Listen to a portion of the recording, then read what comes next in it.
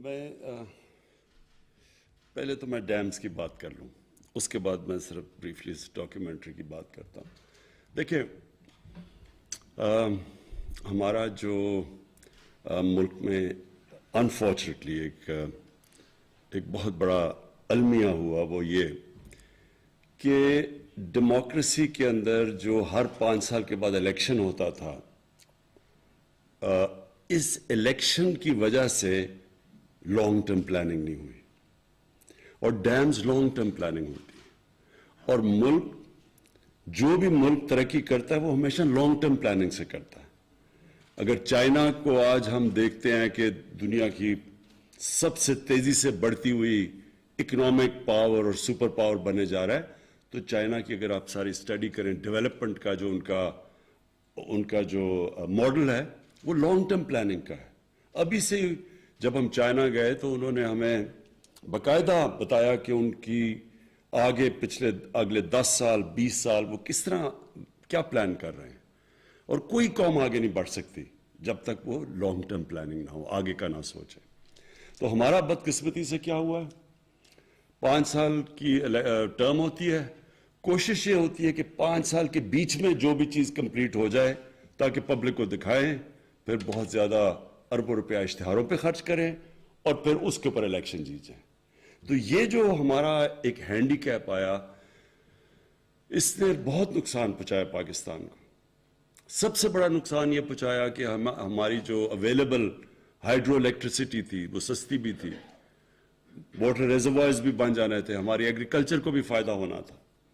بجائے اس کا سوچنے کے لیے وہ شارٹ ٹرم میں وہ ہم نے فیصلے کیے جس سے آج پاکستان کی جو بجلی ہم بناتے ہیں وہ سارے بر صغیر میں سب سے مہنگی بجلی ہے، اور وہی نہیں مہنگی بجلی بلکہ جس طرح کہ ہم نے کانٹریکٹس کیے، جو ابھی فیصل واڈا نے بتایا کہ کانٹریکٹس یہ کیے کہ چاہے ہم بجلی خریدیں یا نہ خریدیں، کانٹریکٹس اب ایسے ہیں کہ 2013 میں 180 ارب روپے کی کیپیسٹی پیمنٹس تھی، میننگ کہ ہم بجلی استعمال کریں یا نہ کریں اتنا پیسہ ہم نے دینا تھا پاور پروڈیوسرز کو، جو جنریٹ کرتے تھے بجلی۔ ہماری گورنمنٹ آئی، وہ اماؤنٹ پہنچ گیا، جو نئے پلانٹس آئے جنریشن میں تو وہ پہنچ گیا 500 ارب پہ، اور 2023 میں 1500 ارب روپیہ ہم خرچ کریں گے بجلی کے کیپیسٹی پیمنٹس پہ، چاہے ہم وہ بجلی استعمال کریں یا نہ کریں۔ تو اس کا بھی ایک پرابلم ہے۔ پرابلم یہ ہے کہ ہماری سردیوں اور گرمیوں میں جو بجلی ہم استعمال کرتے ہیں اس میں بہت فرق ہے۔ گرمیوں میں ہماری اس وقت بجلی اگر 24,000 میگا واٹ کے ارد گرد استعمال ہوتی ہے تو سردیوں میں وہ گر کے آ جاتی ہے 8 یا 9,000 پہ۔ تو اس کا مطلب یہ ہے کہ اگر سردیوں میں ہم بجلی نہیں استعمال کریں، پیسے پھر بھی ہم نے دینے ہیں، اس کی وجہ سے بجلی مہنگی ہو گئی ہے۔ اور پھر کئی کانٹریکٹس ہم نے کیے جس میں ہم نے بڑی مہنگی بجلی کانٹریکٹ کی دنیا کی مقابلے میں۔ تو یہ اس لیے ہوا کہ یہ ساری شارٹ ٹرمزم کے اوپر، اس میں کرپشن بھی تھی، شارٹ ٹرم سوچ تھی کہ ہم صرف اگلے الیکشن کا سوچیں اور پھر اس کے بیسس پہ الیکشن جیت کے تو پھر آگے چلیں۔ یہ جو ڈیمز ہم نے 50 سال کے بعد فیصلہ کیا 2 بڑے ڈیمز بنانے میں، جس میں مومند ڈیم پرابلی جلدی بھی بن جائے گا، اور اس کا بہت بڑا امپیکٹ پڑے گا پشاور کے اوپر اور پانی واٹر سپلائی کے اوپر، پانی کے آگے ہمیں جو پرابلمز ہوں گے، اور بجلی بھی بن جائے گی۔ یہ 50 سال کے بعد 2 ڈیمز بڑے بن رہے ہیں۔ اس سے پہلے ہمارے پاس تھے تربیلا اور منگلا، ہماری زندگی میں وہ بنے تھے، اور اس کے بعد کوئی ڈیمز نہیں بنے، حالانکہ پاکستان کا جو ہائیڈرو الیکٹریسٹی کا پوٹینشیل ہے وہ ہم سمجھتے ہیں تقریباً 50,000 میگا واٹ، 70,000 میگا واٹ کا پوٹینشیل تھا، جو کہ اگر ہم ٹائم ٹو ٹائم ڈیمز بناتے رہتے تو آج ہم اس سچویشن میں نہ ہوتے کہ ہماری جو انڈسٹری ہے اگر ہم اس کو سبسڈائز نہ کریں تو وہ مقابلہ ہی نہیں کر سکتی ہندوستان اور بنگلہ دیش کی انڈسٹری کا، کیونکہ وہاں کے بجلی کے ریٹس ہمارے سے کم ہیں۔ مجھے دوسری چیز اس کی یہ جو دو ہم بڑے پروجیکٹس کر رہے ہیں، اس کی کلین انرجی، ہائیڈرو الیکٹریسٹی صاف انرجی ہے، جو کہ آج کل کلائمیٹ چینج کے اندر بہت میٹر کرتی ہے. اور ہم پاکستان، سب کو پتہ ہے کہ ہم بڑے ونربل ہیں کلائمیٹ چینج. پاکستان کوئی دنیا کے 8 یا 9 نمبر پہ پاکستان کا ہے جو کہ سب سے زیادہ ونربل ہے کلائمیٹ چینج پہ. تو ایک تو ہمارے لیے یہ بڑا امپورٹنٹ تھا کہ ہم کلین انرجی لے کے آئیں. دوسری چیز واٹر ریزروائر، جو کہ پانی بہت بڑا ایشو ہے. پاکستان ایک وہ ملک ہے جدھر آگے پانی کے ہمیں بڑے مسئلے مسائل آئیں گے، تو اس کی واٹر کی کنزرویشن اور ریزروائرز بنانا وہ ہماری بہت بڑی ضرورت تھی.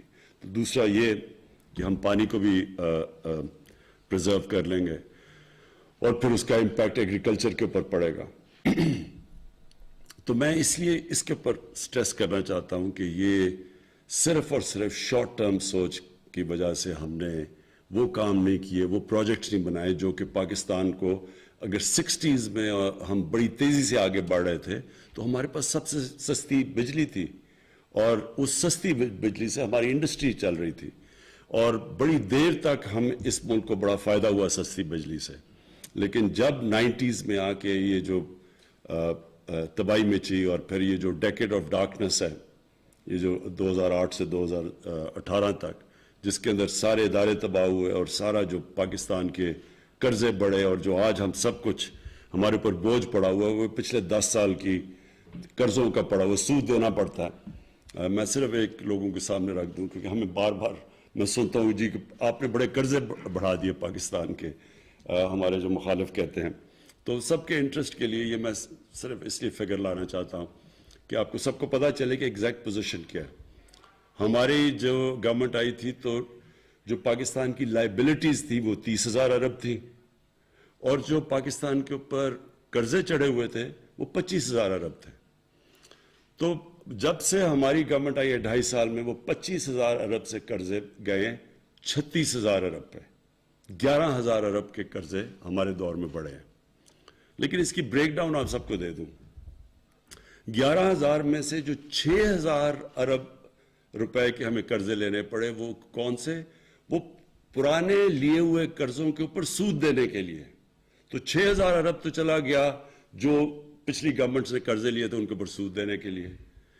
3,000 ارب کیوں چڑھ گئے قرضے؟ کیونکہ روپیہ 105 سے گیا 160 تک، ڈالر گیا 105 سے 160 تک. تو جو وہ ڈالر کے اندر جو قرضے تھے وہ امیڈیٹلی 3,000 ارب کا ہمیں کچھ کیے بغیر وہ صرف روپے گرنے سے وہ چڑھ گئے. اور وہ ہماری وجہ سے روپیہ نہیں گرا. روپیہ اس لیے گرا کہ جب ہمیں گورنمنٹ ملی تھی تو 60 ارب ڈالر کی امپورٹس تھی اور 20 ارب ڈالر کی ایکسپورٹس تھی. تو سب سے پاکستان کی تاریخ کا سب سے بڑا ٹریڈ گیپ تھا.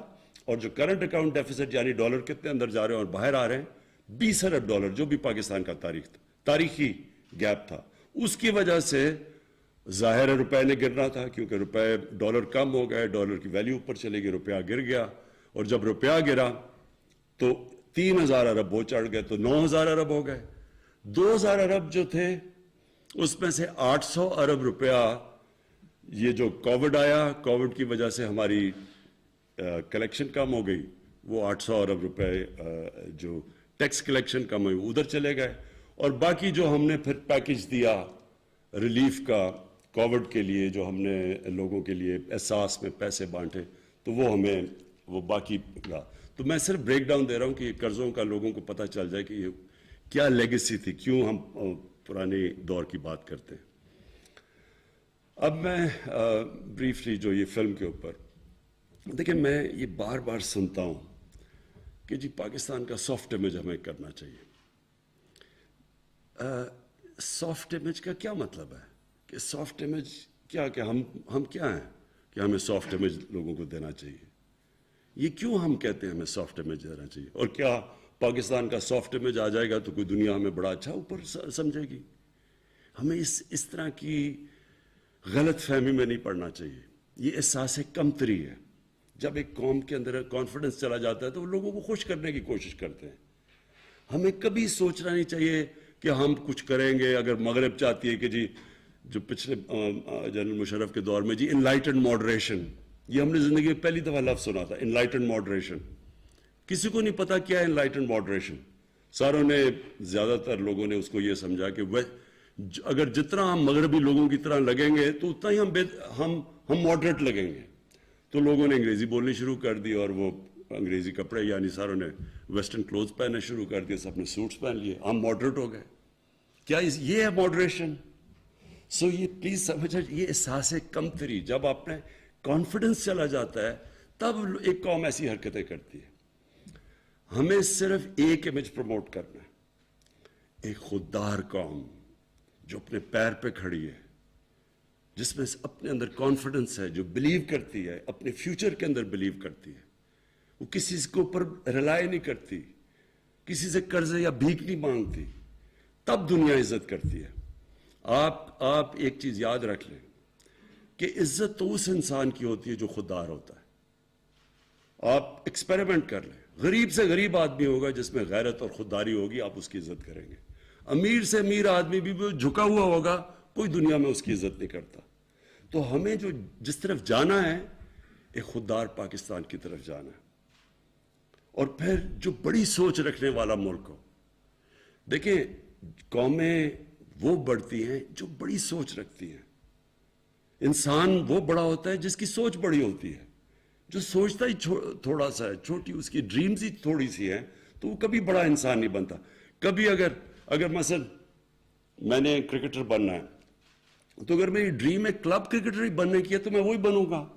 جتنی میری ڈریم بڑی ہوگی اتنی میری ایسپریشنز ہوں گی, اتنے اوپر جاؤں گا. تو قوم کو یہ نہیں سوچنا چاہیے کہ ہم دنیا کو خوش کرتے پھریں جی, سافٹ امیج بتائیں جی ہم بھی بڑے. یہ ایسے پہلے ہم نے غلطی کی, کسی کی جنگ میں ہم نے شرکت کی, ہماری وہ جنگ ہی نہیں تھی, ہمیں اس میں کبھی جانا ہی نہیں چاہیے تھا. پاکستان کا کیا تعلق تھا 9/11 کے ساتھ؟ ہم ان کی وجہ سے ان کو پریشر میں آ کے تو ہم ان کی جنگ میں شرکت کر گئے. جنگ میں شرکت کر کے کیا ہوا؟ پہلے ہم نے 80s کے اندر ان کی جنگ میں شرکت کر کے جہاد کو گلوریفائی کر دیا. مجاہدین وہ لوگ تھے جو کہ ہیروز تھے. رونلڈ ریگن نے مجاہدین کو کہا کہ وہ بڑے, ان کی امریکہ میں بلا کے خراج تحسین پیش کی ان کو. پھر جب 9/11 کے بعد آئے تو انہی لوگوں کو ہم نے ٹیررسٹ کہہ کے ان کے پیچھے, ان کے کہنے پہ ان کے پیچھے چلے گئے. تو ملک کو تو بہت ایک بھاری اس کا نقصان اٹھانا پڑنا تھا. تو ہم یہ نہ کہیں کہ ہم, کیونکہ ہمیں وہ دہشت گرد کہنا شروع ہو گئے تو ہم اپنا سافٹ امیج کریں. ہمیں کبھی بھی, جب بھی آپ کسی کے پریشر میں آ کے غلط کسی اور کی جنگ میں شرکت کرتے ہیں اور پھر اپنے ملک کو نقصان پہنچاتے ہیں, تو اس کا یہ ہو ہی نہیں سکتا کہ آپ سفر نہ کریں. کسی سے بھی آپ کسی کی جنگ میں شرکت کریں گے, ان سے کوئی بینیفٹس لے کے, اس کا نقصان ہوگا. وہ کہتے ہیں انگریزی میں ہے کہ دیر از نو فری لنچ. جو بھی آپ سمجھتے ہیں کہ ہمیں ایڈ ملے گی یا کچھ, اس کے پھر بڑے نقصانات اٹھانے پڑتے ہیں. تو ہم نے اپنے ماضی سے کیا سیکھا؟ ہم نے اپنے ملک کو مضبوط کرنا ہے, اپنے ملک کو پیر پہ کھڑا کرنا ہے. ہم نے اپنے قوم کو تیار کرنا ہے کہ ہمیں ٹیکس جب تک نہیں دیں گے تو ملک اپنے لوگوں کو پڑھا نہیں سکے گا, اپنے علاج نہیں کروا سکے گا, اپنی انفراسٹرکچر نہیں ٹھیک کر سکے گا. تو قوم نے ٹیکس دینے ہیں. کسی کے اوپر ہاتھ نہ پھیلائیں کسی کے سامنے. جیسے جیسے ہمارا مائنڈ سیٹ چینج ہوتا رہے گا. میں آج آپ کے سامنے ایک وہ آدمی جس نے ساری دنیا دیکھی ہوئی ہے, جو پوٹینشل پاکستان میں ہے, شاید ہی دنیا میں کوئی ملک ہے جس میں اتنا پوٹینشل ہے. اللہ نے سب کچھ دیا اس ملک کو. ہم انڈر سیل کرتے ہیں اپنے آپ کو.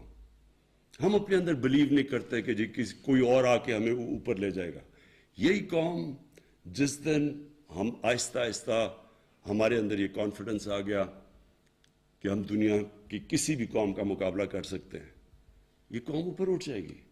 سب کچھ ہے یہاں, کوئی چیز, کسی چیز کی کمی اللہ نے نہیں دی. لیکن جب ہماری سوچ ہی یہ ہو کہ ہم نے, جب تک ہمیں باہر سے کوئی ہمارے سافٹ امیج کی وجہ سے کوئی لونز نہیں دے دیں گے یا کچھ نہیں کر دیں گے, ہم آگے نہیں بڑھ سکتے, تب تک قوم آگے نہیں بڑھے گی. اور یہ میں آپ کو بتاؤں کہ یہ جو ڈاکیومنٹری میں نے تھوڑی دیکھی, بالکل اس طرح کی آپ کو ڈاکیومنٹریز بنانی چاہیے. میں اپنی فلم انڈسٹری کو ہم پوری مدد کریں گے ان کو پروموٹ کرنے کے لیے, ڈاکیومنٹریز بنائیں, فلمز بنائیں, کیونکہ اس ملک میں اللہ نے ٹیلنٹ دیا ہے. کیونکہ مجھے تو ہندوستان سے ہمارے یہاں مجھے تو تب یاد ہے جب ہمارا جو ٹی وی ہوتا تھا سارے ہندوستان میں دیکھا جاتا تھا, پی ٹی وی سارے ہندوستان میں دیکھا جاتا تھا. ہمیں تو تب بھی یاد ہے ہماری فلم انڈسٹری اچھی بلی چل رہی تھی, پیچھے رہ گئی. پیچھے میرے خیال میں بہت بڑی وجہ یہ تھی کہ وہ کاپی کرنا شروع کر دی ہندوستان کی فلمیں. دیکھیں ویلیو صرف اوریجنل کی ہوتی ہے, کاپی کی کوئی ویلیو نہیں ہوتی. لوگ تو وہ آگے بڑھتے ہیں جو اپنا راستہ نکالتے ہیں. آپ کاپی تو اچھی کاپی بن جائیں گے, اچھے سے اچھی آپ پکاسو کی کاپی کر لیں, اس کی کوئی ویلیو نہیں ہے. ویلیو صرف اوریجنل کی ہے.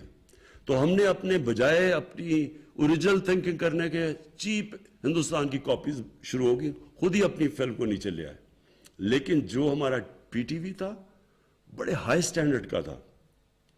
پھر جو ہمارے یہاں پرفارمنس میں نے دیکھے زبردست, کوئی مقابلہ نہیں کرتا تھا نصرت فتح علی خان کا. اور ہمارے جو یہاں کے یوتھ بہت ٹیلنٹ ہے, یہاں عاطف ہمارا بیٹھا ہوا ہے, اس کا کوئی وہاں مقابلہ نہیں کرتے. ٹیلنٹ ہے ہمارے لوگوں میں.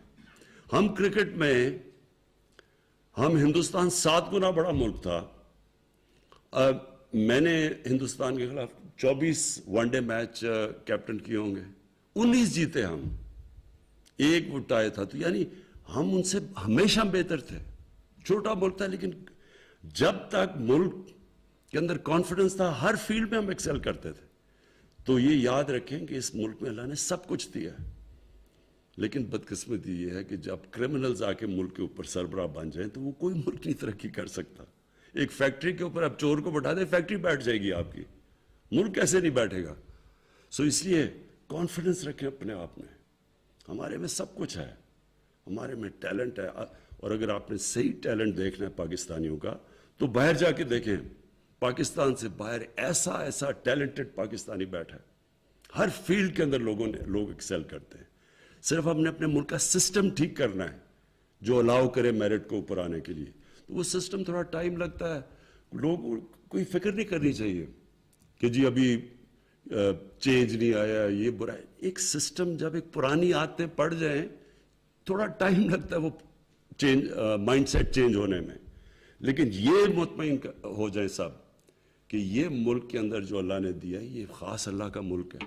اس میں جو ٹورزم میں پوٹینشل ہے, جو اس کی زمین اللہ نے زرخیز دی ہے, جو اس میں ورائٹی دی ہے, جو ڈائیورسٹی دی ہے, یہ شاید ہی کسی آپ کو دنیا میں ملک میں بنے.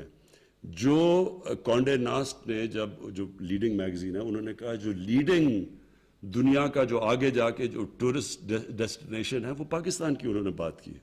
تو وہ ایسے نہیں لکھتے. پھر میں واپس جنرل مزمل آپ کو آخر میں خراج تحسین پیش کرنا چاہتا ہوں کیونکہ یہ صرف یہی نہیں کہ آپ نے یہ بہت بڑے چیلنج ٹیک آن کیے ہیں. یہ 2 بڑی ڈیمز بڑے چیلنجز ہیں.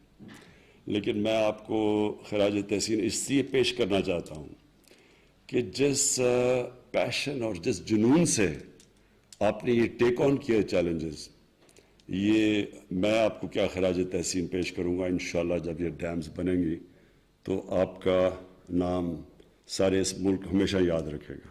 Thank you.